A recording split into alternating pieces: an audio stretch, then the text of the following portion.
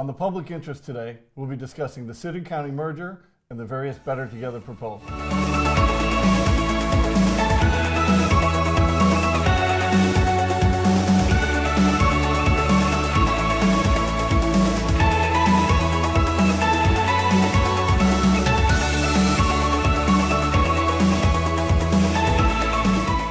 Welcome to the Public Interest with David Stokes.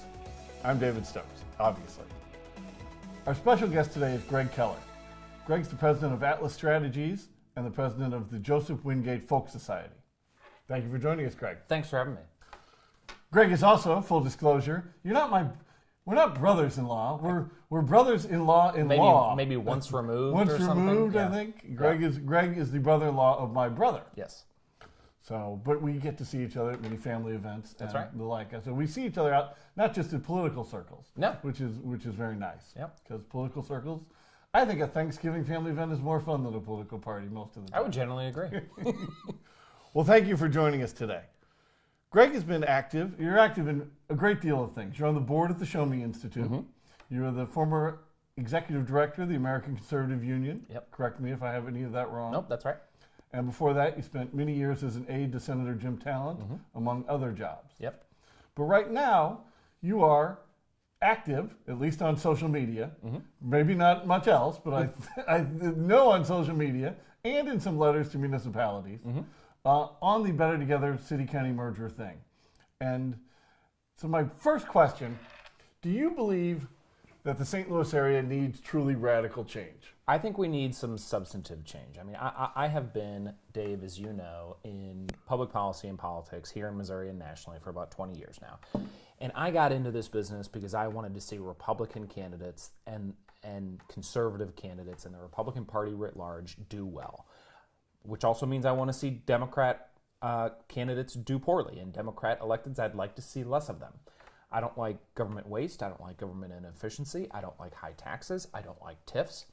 And given all of those things together, you look at the duplication that we have. Of course, the state auditor said that when this is all said and done, you're talking about $1 billion a year of duplicative government spending between the city and the county.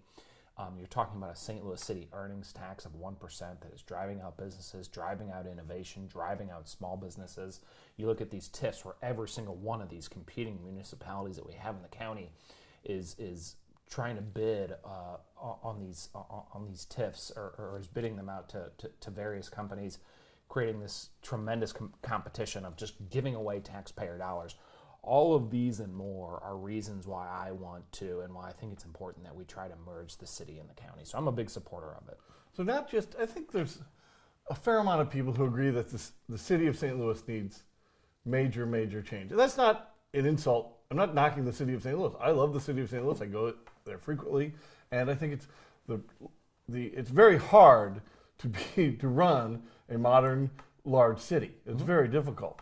But I think fewer people would necessarily agree that St. Louis County needs radical change. You seem to think that the county also needs radical change. I don't really see it in the county as all that kind of radical change. Now, to your point, would we see radical change in the city? Absolutely. How many aldermen do we have in St. Louis City right now? Is it either 26 or 28? It's 29 counting the president of the board, but it's set to go down to 14. Yeah. 15 counting the president So of the board. we'd see even more radical change than that under Better Together passing. We would see every single one of those aldermen out of a job the following day. And those are jobs that carry with them $40,000 a year salary for a part-time job that carries with it all kinds of patronage opportunities. So this would be radical change in the city, to be sure, particularly as it impacts the aldermen. I think it would be much less, and I'm a St. Louis County resident, as are you. It would be much less radical change. In fact, not at all radical change, I believe, in St. Louis County based upon the text of the law. Really, the biggest impact that it would do is you would basically have to paint the police cars a different color. Rather than every single little municipality having their own red, white, or blue, or black, or green, or orange, or yellow police car, we would just go ahead and give them all new logos. And beyond that, the change in the county wouldn't be all that drastic. Don't you think taking away the sales tax authority for the county municipalities would be pretty radical? And keep on, I think the way we've been abusing sales taxes in St. Louis County is awful. So I'm not opposed to that. Mm-hmm. Don't you think removing that would be radical? I think it would be radical in the sense that you're going to be downsizing government and making it more efficient. The number of sales tax increases at the local level that have been passing recently, I think it's been years since we've seen a local sales tax go down. So I think that this would certainly be detrimental to the bureaucrats and the elected officials' ability to just go to the voting public in their given municipality and say, here's this, and run it in an off-year election, for instance, or run it in an April election when they know not that many people are going to vote. I think it would definitely be detrimental to the elected officials and the bureaucrats' ability to just raise taxes willy-nilly every single time they want to. If that's radical change, lessening taxes at the local level, then I guess I'm a little radical on that. Well, I said that I go out to somebody from, like, I support property taxes. What I mean by that is a lot of people seem to hate property taxes, but I think there's this constant game out there in the county among, I think it's sort of a scam, for lack of a better term. You're just convincing the people of your city that you're getting other people to pay for the services within your city. It's like you're tricking the other people to pay for what's going on in your city, particularly the point of sale cities that keep the bulk of their sales tax dollars, as if those people, those residents of your city, aren't then being scammed into paying for the services in every other city every time they shop. Yep. So I like property taxes in that if you want to do something in your city, you want to provide a public good, the people of that city are the ones who would be expected to pay for it. And they can say, yes, we want to do it, or no, we don't. So that's, to that extent, I like the radical change in the sales tax authority of the Better Together proposal without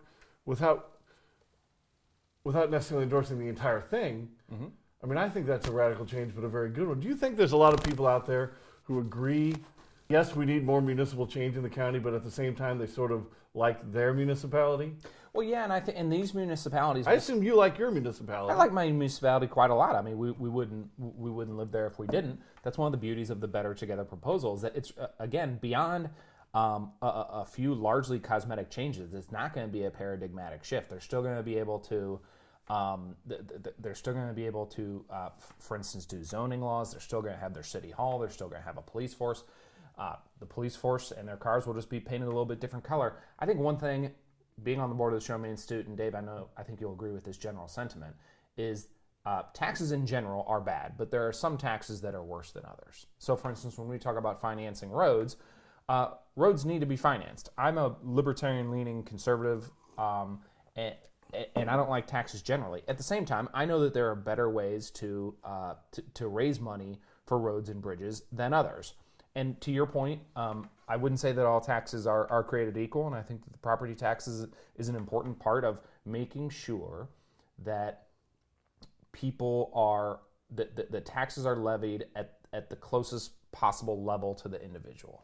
Well, the closest way that actually involves how the expenditures are going to be done, like a gas tax. Mm-hmm. I mean, what you said is I'm honestly going on about, I think, a 10 to 15 year streak of being wrong in my vote on every single state and county proposition. Mm-hmm. Like if I vote for a tax increase, be it an MSD increase or a gas tax increase, it loses. Mm-hmm. If I vote against the next sales tax increase, it passes overwhelmingly. Like I cannot get it right, apparently. Even the ones I'm for lose, the ones I'm against pass. Mm-hmm. But I do think we have to get past the idea of getting other people to pay for our own stuff. Mm-hmm. And I say that as I like University City the same way you like your city, but I'm not going to oppose Better Together just because I want to preserve more power in my own city. I mean, we do have to think more regionally, and I think you would agree on that. Yep, and I also think from a conservative perspective, we have an opportunity to take out, as a libertarian-leaning conservative,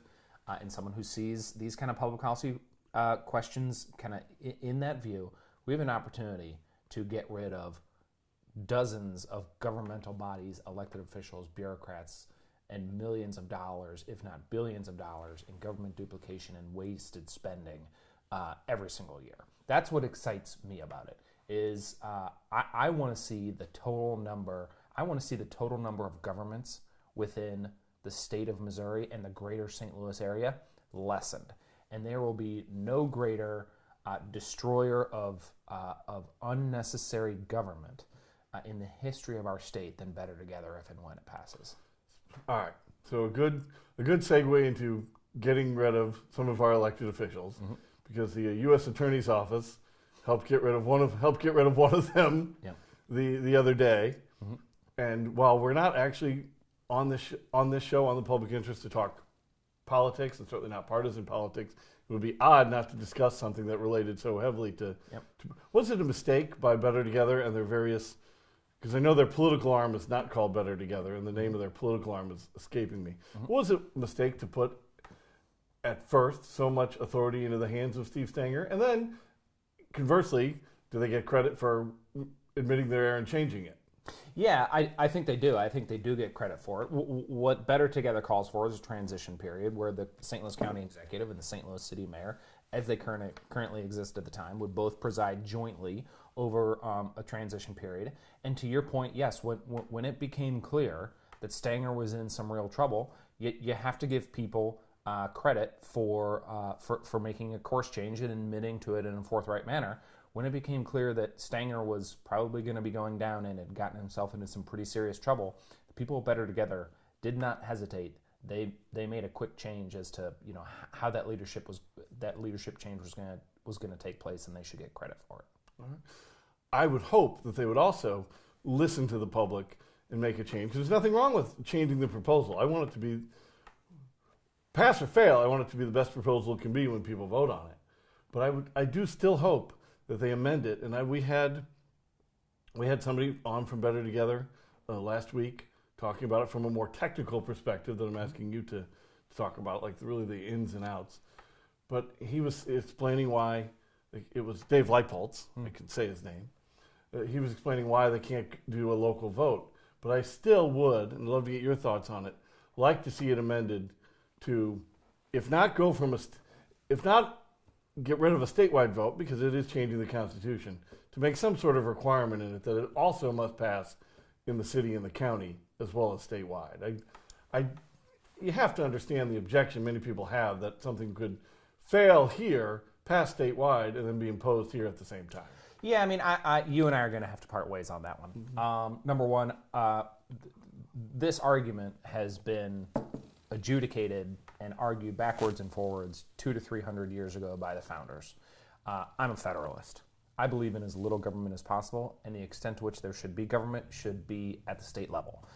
Local governments exist at the pleasure of state government. They do. Were it not for Missouri state government, none of these municipalities would even exist in the first place. So, with all due respect, I would say that people who insist on that vote, that is largely an ahistorical point of view. But I think it's good.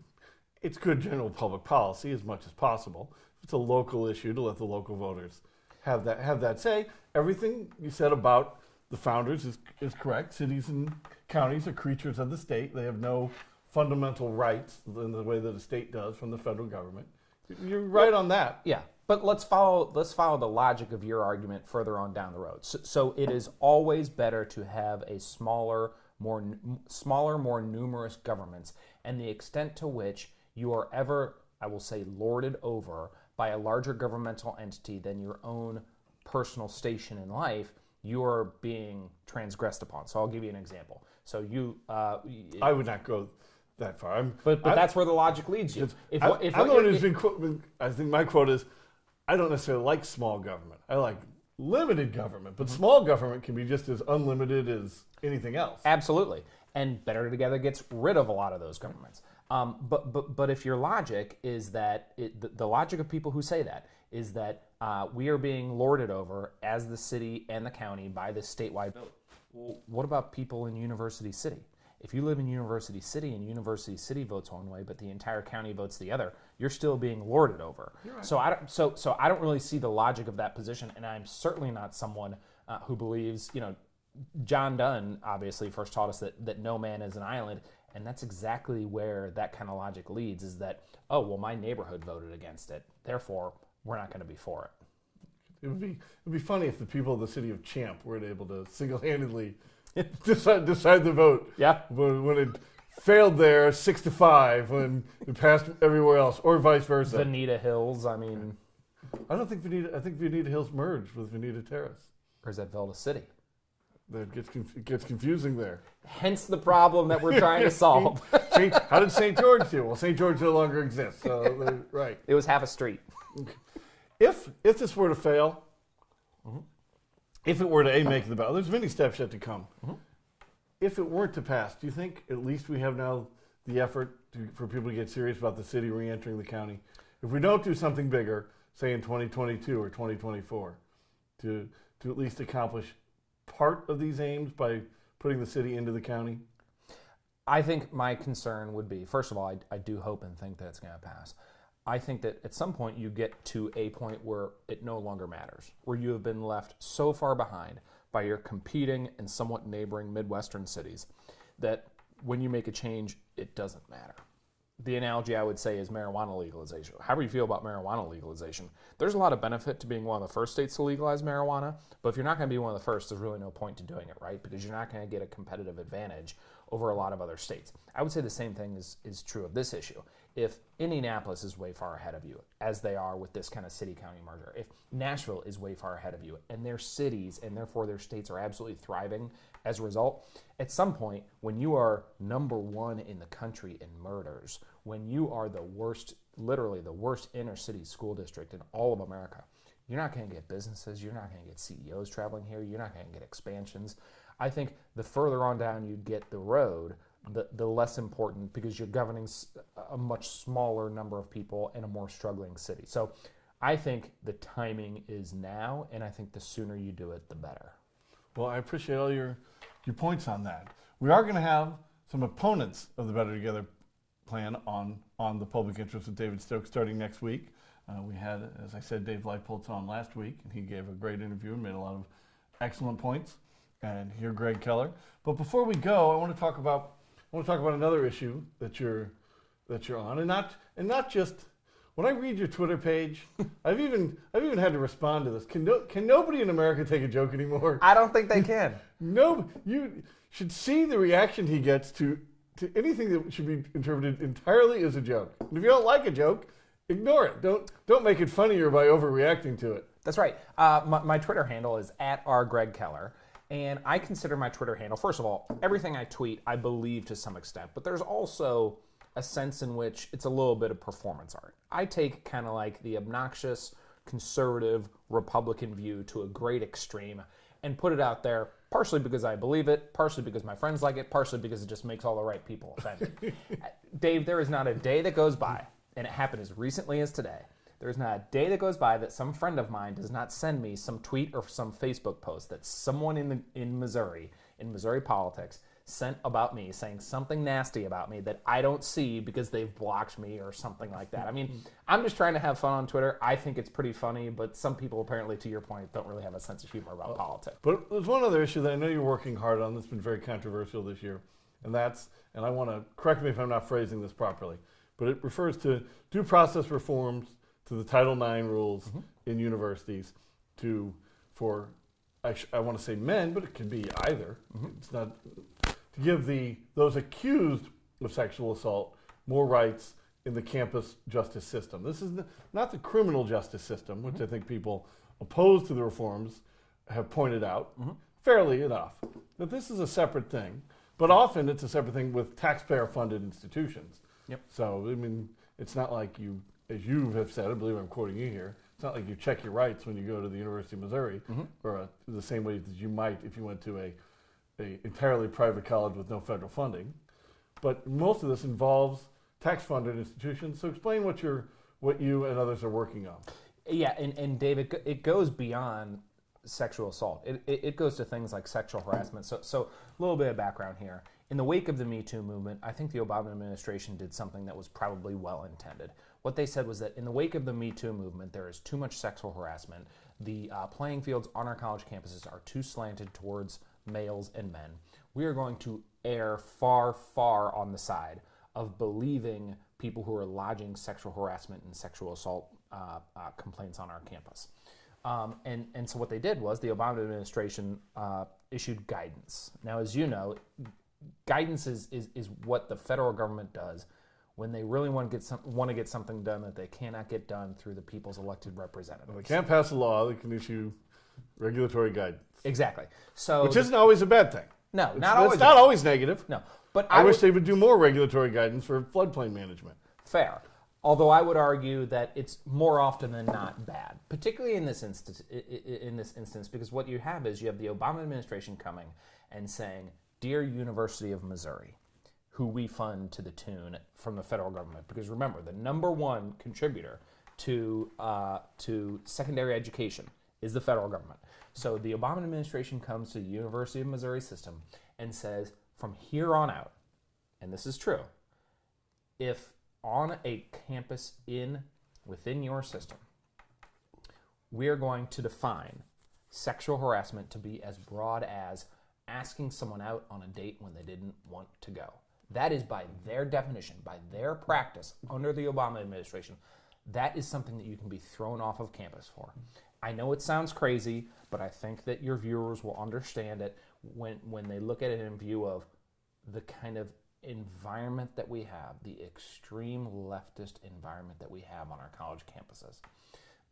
And so the only thing that this legislation did was the Obama administration put out their hard left guidance.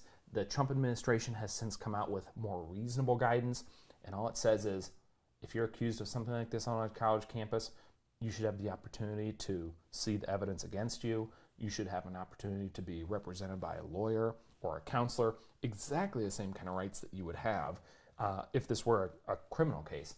The only thing that this law says is we're going to take the due process rights that all Missourians enjoy in a criminal court and put it and make sure that those are represented and adhered to on these, to your point, taxpayer-funded campuses.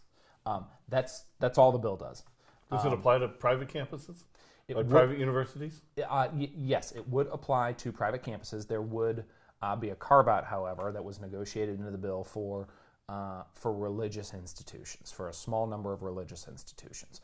But yes, it would apply to both private and public universities here in Missouri. And again, all we're doing is saying, when you step foot, when you are a student on the University of Missouri campus, you do not sacrifice, you do not forfeit your constitutional rights simply by virtue of being a student. What's the primary response from the universities? And I would, from my reading of it, and we should probably I'd love to have somebody on to discuss this from that side, and I will try to do so. Mm-hmm. But I guess their view is, there's no criminal charges here, so they have a right to protect their students how they see fit, and that there are, due to the nature of sexual assault charges and claims, it's sometimes difficult to convince a young lady, or it doesn't have to be a young lady, of course, mm-hmm. but a young person to step forward and make this charge if they're going to be subjected to cross-examination and the like. And since it's not a criminal case, where that you have a duty to do that, they would say that their system is working. Yeah, I would say, first of all, institutions don't like change. And that is no less true of our public and private universities here in Missouri that enjoy tens, if not hundreds of millions of dollars a year in taxpayer funding. So number one, they generally don't like change. Number two, they are all too comfortable and perfectly happy to maintain the Obama guidance status quo. Why? Because these universities and the people who run them and their professors are overwhelmingly liberal Democrats. You've seen the same numbers that I have. It's something like 6% of all college professors, according to polling data, are conservatives.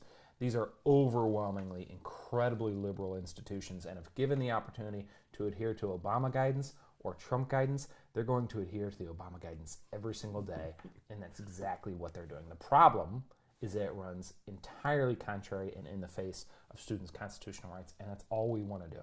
We just want to protect students' constitutional rights to due process as guaranteed them under the Constitution while they're going to school. What do you think the odds of success for these changes are in the legislature this year? I think this is going to get done. I'm hoping it's going to get done this legislative session. If not, I believe that it eventually will. But I think it points to a larger problem, which is that our college campuses, and we have seen this far too much, particularly at Mizzou in recent years, our college campuses are culturally out of control. They are run by, I'll just say it, I believe, insane, fascistic leftists who don't want conservative students on their campus, who shout them down, who assault them. We saw this through the whole Melissa Click situation that happened recently, a few years ago rather, at Mizzou. We saw this most recently at the University of Missouri, Kansas City, where a guest conservative speaker was assaulted and had an unknown chemical thrown on him at the time. That was awful. Yes. Gregg was saying his opinions about the university, but I'm certainly going to jump in and say what happened at UMKC was unacceptable. Yeah, and so I believe is what occurred under Melissa Click at the University of Missouri.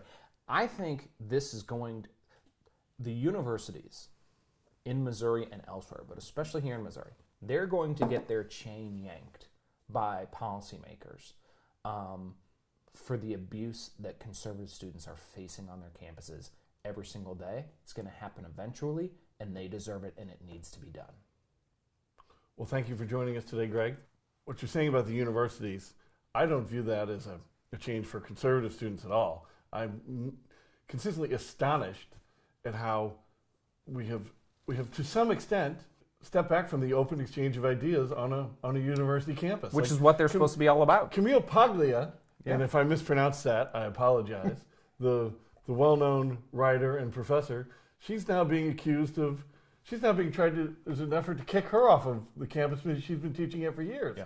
Because apparently she's no longer acceptable. And she's been a insightful gadfly and provocateur, but a thoughtful one for decades. Yep. She's exactly the type of person college students need to be reading and studying and debating, and maybe not agreeing with at all, but certainly considering. So with that, Gregg, I appreciate your time today on The Public Interest with David Stokes.